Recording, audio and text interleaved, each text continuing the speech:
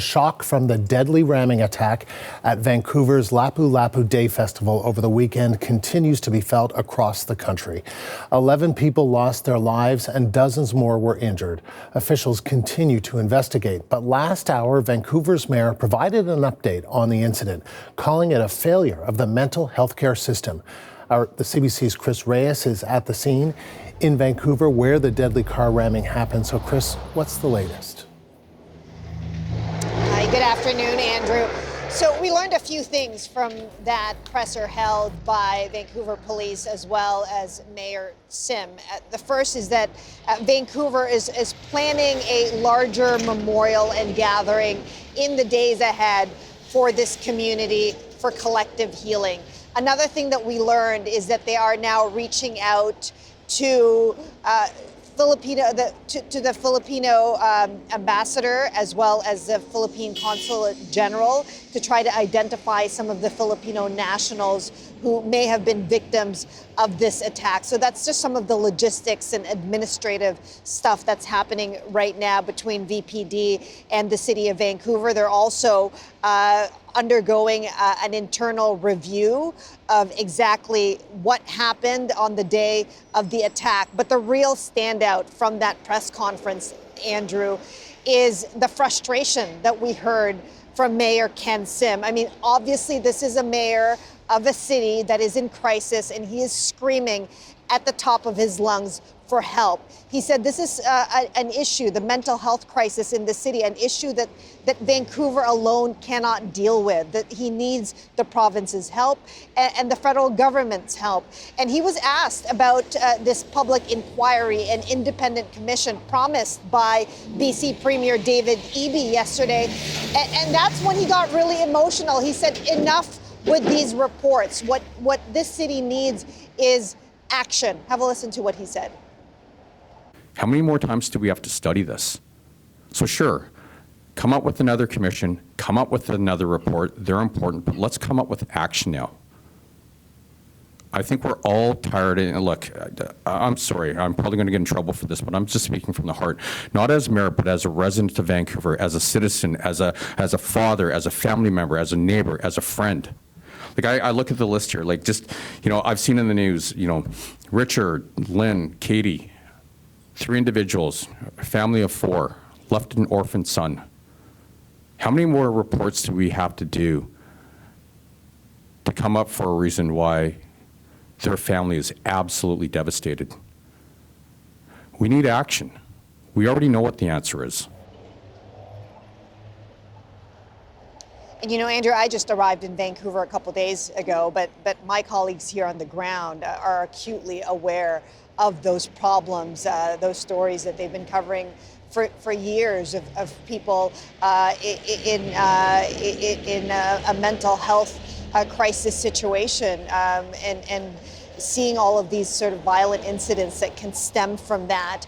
We do know that the suspect of this attack was under the care of a mental health team, and he was on extended leave from the hospital at the time of the attack.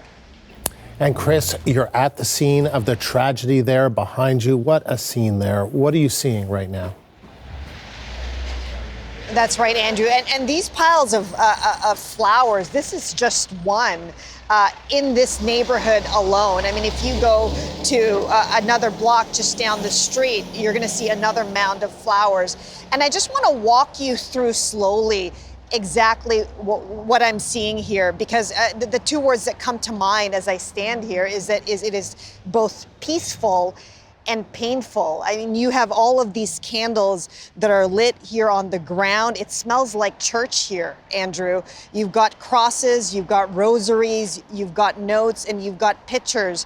And I know that this tragedy has affected more than the Filipino community, but because this happened at a Filipino festival, the culture and the values of the Filipino community really permeates this entire tragedy. I speak Tagalog, and I can tell you, Andrew, that there are dozens of words in that language for community and connection. And you're hearing a lot of those words when we're talking about how to deal with this tragedy. Words like bayanihan, words like kapwa, because in the Filipino culture, it's very important to do this thing together. And that's what you're seeing here. I think with people leaving flowers is that they don't want to be in pain alone. They feel that they have to do something, so they leave little notes. They leave flowers, they light candles, and you're seeing this not just in this city, but across the country. And really, I've seen it on social media across the world. Anywhere where there's a Filipino community, they're lighting candles because they've been so touched by this tragedy. There was a note at another memorial just down the street from here, Andrew, that really struck me. Somebody wrote simply, "I have not met a Filipino who was not kind."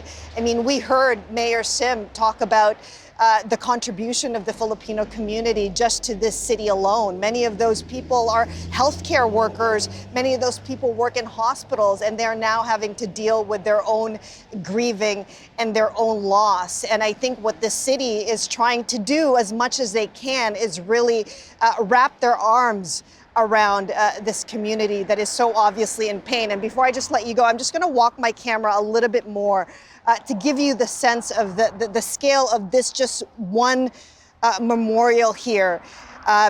You see pictures right here of those who were lost. That is Richard Lee and his family, and somebody has set up something of an altar to memorialize his family, and with a rosary hanging on the side. And there's so many examples of that, Andrew, here. And again, the two words that come to mind as I stand here and look at all of these flowers is that it is both peaceful and painful. Yeah, absolutely. Touching and tough to see. Chris, thank you. The CBC's Chris Reyes, live in Vancouver.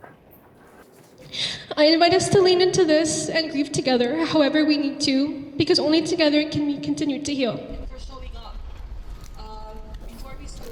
The Toronto Filipino community came together yesterday in Nathan Phillips Square to mourn the tragedy that happened in Vancouver last Saturday. This is one of several vigils held in Canadian cities over the last few days. On Saturday, 11 people were killed after a driver of an SUV rammed through the crowd at Vancouver's Lapu-Lapu Day Festival. The youngest victim was just 5 years old, the eldest 65. And we're now learning more about those victims. Let's bring in the CBC's Mark Carcasole. So Mark, what do we know about these victims? Andrew, of the 11 victims that authorities have confirmed in terms of fatalities in this incident, CBC News has confirmed the identities of at least 8 of them, whether we've spoken to friends or family or found online fundraisers for the people that they leave behind. This is a look at the 8 people that you have there, and we'll go through some of them, starting off with the Samper Caicedo family. They lost 3 members of their family in this tragic incident. As we look at this family photo, we were told by Alejandro Samper, who is sitting in the passenger seat in this photo, that he lost his sister, Glitza Daniela Samper, in the back on the left. His father beside him in this photo, Daniel Samper, and his mother behind him in that photo, Glitza Maria Caicedo. Another family essentially wiped out in this incident, the Lee family. Richard Lee, the father of this family, on the left there. To his right, Lin Hong, his wife, the mother in this family. And between them, their 5-year-old daughter, Katie Lee. You mentioned, Andrew, the youngest victim of those who were killed in this incident. That's her, just 5 years old. They're survived by their 16-year-old son, Andy Lee, who did not attend the festival. He's in the back seat in this photo here. He's left essentially alone now. CBC News locally spoke to his uncle, Tone Lee, about how he's trying to pick up the pieces. Andy, I think he's still in a state of shock, and he's still processing everything. His entire life just changed overnight. He had dreams of going to university, and then he wanted to play professional badminton with the help of his father, he was coaching him. I can only imagine. There are more victims as well. We've heard, obviously, about Kira Saline, who is a school teacher and counselor in Vancouver. Her identity confirmed by the school board that they worked for earlier today. And also today, we have heard from friends of Jennifer Darbalay. described as a mother of two, a gifted painter, a selfless mother, and a loving wife. She gave the best hugs, according to an online fundraiser for her, as people try to raise money for the family that she leaves behind. Among the injured, CBC News has also spoken to the Watkins family. Their son, 11-year-old Knox, on the right in this photo, now discharged from hospital, according to an online fundraiser. But Knox's mother, Christy Watkins, remains in hospital with serious injuries. In total, according to authorities, 10 people are still in hospital, 7 of them in critical condition, 3 of them with serious injuries. That includes a 22-month-old boy. Just awful. Okay, now as we mentioned, Mark, people are mourning the victims right across the country, and several vigils are being held. Yes, there have already been vigils earlier this week. For instance, on Monday, there were vigils in Montreal and Ottawa. Yesterday, more vigils held, one of them in Winnipeg and one of them in Toronto. You saw the lady speaking leading up to this item. That was from the Toronto vigil. Just a lot of emotion, not just members of the Filipino community, but Canadians as a whole coming together to stand together in solidarity. And that was what was encouraged here. Solidarity, coming together, healing together. Also, people who spoke talked about wanting to strengthen mental health supports across the country and just sharing in the grief, the devastation from what happened Saturday. This was meant as a moment to make us visible through our joy and the strength of our kababayan. That's why it hurts so deeply. To know the joy that this event was supposed to bring was irrevocably changed that day. And there are more vigils to come. Today, for instance, there's one 5 o'clock local time in Calgary, one at 7 p.m. local time in Toronto. And the city of Vancouver and the province of BC are planning an official memorial event about 2 weeks from now as well, Andrew. Mark, thank you. The CBC's Mark Carcassole